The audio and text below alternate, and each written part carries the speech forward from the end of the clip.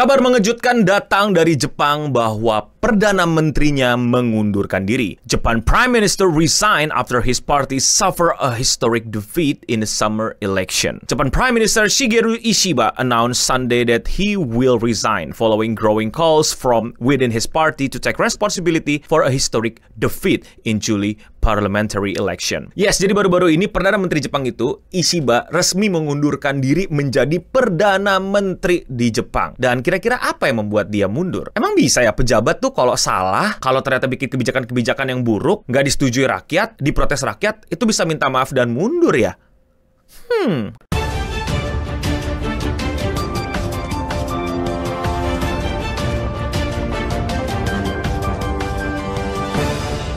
Ishiba, who took office in October, said he was stepping down as Prime Minister and as the head of his conservative Liberal Democratic Party. Jadi buat yang belum tahu, Jepang itu pada saat itu dipimpin sama Perdana Menteri Ishiba. Dan Perdana Menteri Ishiba itu adalah orang yang berasal dari partai LDP, Liberal Democratic Party. Udah lama menjadi partai yang cukup besar di Jepang dan menghasilkan Perdana Menteri yang memimpin Jepang. Jadi semacam partai terbesar di Jepang untuk sekarang gitulah. Nah, Ishiba dari sana menjadi Perdana Menteri Jepang dan sebenarnya banyak banget hal-hal yang kontroversial terjadi dan bisa didebatkan bahwa itu adalah hal-hal yang kurang menguntungkan buat rakyat, bahkan jatuhnya merugikan. Tapi alasan kenapa dia mundur itu ternyata bukan karena itu. Well, sebenarnya kurang lebih karena itu, tapi alasan terbesarnya adalah tekanan dari dalam. Maksudnya adalah Ishiba explained that at news conference Sunday night that he had intended for some time to take responsibility for his party's summer election loss, but was first determined to make progress in tariff negotiation within the United States. The resignation come one day before Ishiba's party was decided whether to hold an early leadership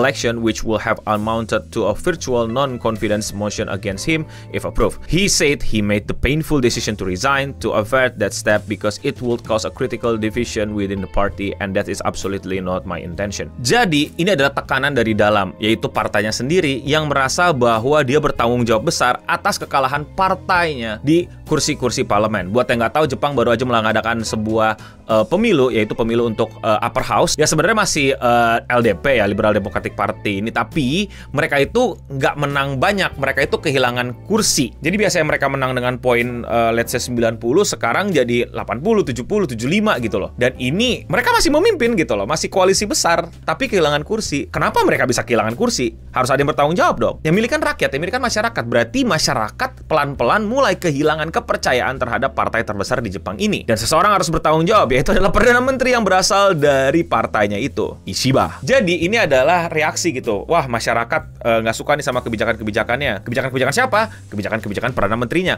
Perdana Menteri dari mana? Dari partai LDP. Berarti pas pemilu jangan pilih LDP lagi. Dan bener nggak dipilih, hilang itu banyak kursi. Partai langsung mikir, wah sepertinya kita apa nih, kurang gimmick? Bukan dong. Wah, partai malah mikir, wah sepertinya ada yang salah nih sama kepemimpinan dari partai kita. Langsunglah si Ishiba itu ditekan dan didesak untuk mundur, dan akhirnya dia resmi mundur pada September ini. Dan iya, akhirnya ada semacam apa ya, sebuah evaluasi gitu. Banyak keputusan-keputusan dia yang sebenarnya ternyata kurang berpihak sama rakyat, sehingga rakyat nggak mau pilih dia lagi. Oh ya, tentang pemilu yang udah terjadi dan pemilu yang membuat LDP ini kehilangan banyak kursi, itu udah gue bahas di video yang thumbnailnya kayak gini. Sebenarnya lebih ngebahas tentang partai baru yang bisa cukup menarik banyak perhatian publik. Salah satu hal yang membuat LDP ini kehilangan banyak kursi. Yang tolong dan retake kalau kalian nggak mau nonton adalah, ya intinya LDP bikin banyak keputusan yang kurang disukai sama masyarakat, dan masyarakat malah ngelihat partai Japan First ini yang lebih menarik gitu loh. Beberapa kasus yang terjadi di Jepang akhir-akhir ini yang membuat LDP dan Ishiba ini kehilangan kepercayaan publik adalah, paling besar yang paling banget terjadi kemarin adalah rice shortage, alias pemenuhan supply terhadap beras di Jepang yang ternyata tiba-tiba kurang sehingga harga beras naik berkali-kali lipat. Japan is in the middle of a rice crisis. The price of this bag has doubled from $14 to nearly $30 since last year.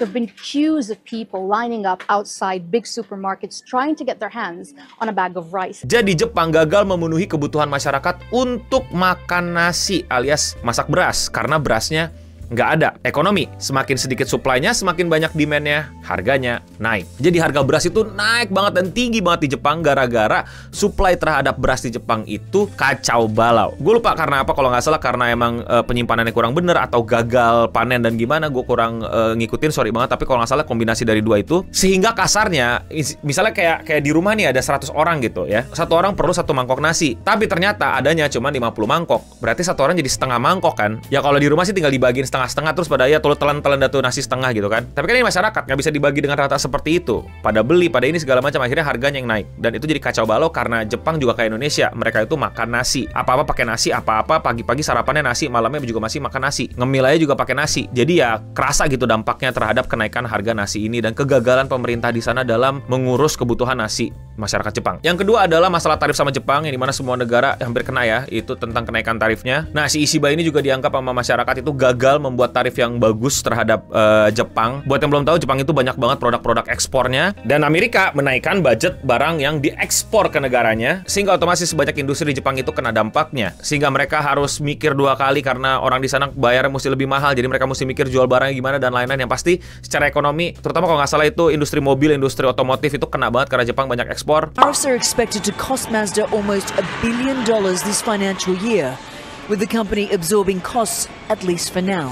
Jeber, dari situlah dianggap si Ishiba ini juga gagal dalam bernegosiasi dengan Amerika. Dan juga isu imigrasi yang dimana Jepang ini kayak mulai terlalu open sama imigrasi dan banyak masyarakat tidak suka. Dan akhir-akhir ini kita tahu Jepang itu udah over tourism. Banyak banget hal-hal yang ngebuat kayak semacam orang asing itu nggak bisa ngikutin kultur Jepang, jadi sehingga cuma bisa ngerusuh di Jepang, sehingga masyarakatnya mempertanyakan kebijakan-kebijakan imigrasi di Jepang. Apakah mau kayak gini terus? Atau ada regulasi yang tepat? Atau gimana?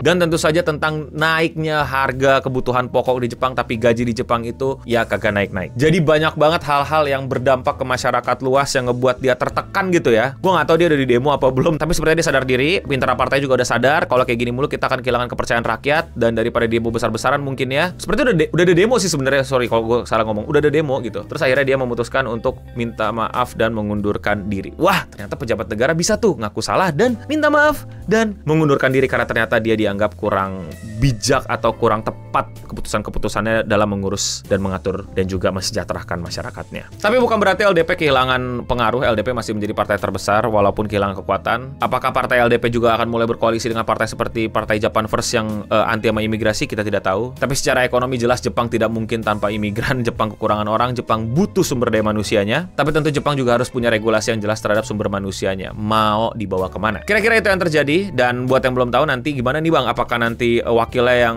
jadi PM dan lain-lain? Jawabannya enggak. Dalam kalau nggak salah gue baca dan gue pahami di pemilu di Jepang, Perdana Menteri itu kan dipilihnya bukan dari rakyat langsung, tapi dari partai yang menang. Jadi bukan lagi nanti masyarakat pilih PM yang langsung siapa atau masyarakat pilih partai mana yang berkuasa. Jadi tetap masih partai LDP, tapi nanti ada kayak semacam voting lagi para legislatif, para partai-partai yang dapat kursi untuk pilih siapa pengganti si Ishiba. Tapi karena majority masih dipegang sama LDP, jadi udah pasti ya tinggal LDP internal yang nentuin siapa pengganti PM-nya dari Ishiba ini. Karena yang lain masih minority kan. Ya mereka mau gabung pun jadi oposisi pasti votingnya kalah.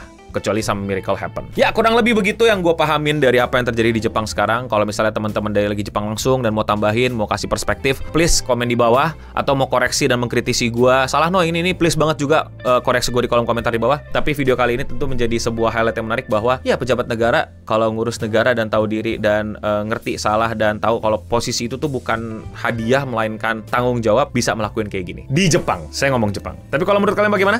Komen di bawah. Kalau kalian suka sama pembahasan di luar Indonesia kayak gini dan kalian mau support gue, lakuin dengan sesimpel klik tombol subscribe. Dan ya buat yang belum tahu, gue itu upload video sehari 1. Jadi kalau kalian masih mau dengerin gue ngobrol sama kalian, ke channel gue aja dan klik video yang menurut kalian belum kalian tonton. Bisa jadi PM Jepang yang baru udah keluar, tapi gue belum sempat bikin videonya dan gue bisa update lebih cepat di sosial media gue. Jadi jangan lupa follow gue di Instagram atau di TikTok. Dan ya sekian seputar internet untuk episode kali ini. Gue Nobody pamit undur diri dan untuk kita semua stay clean and sound.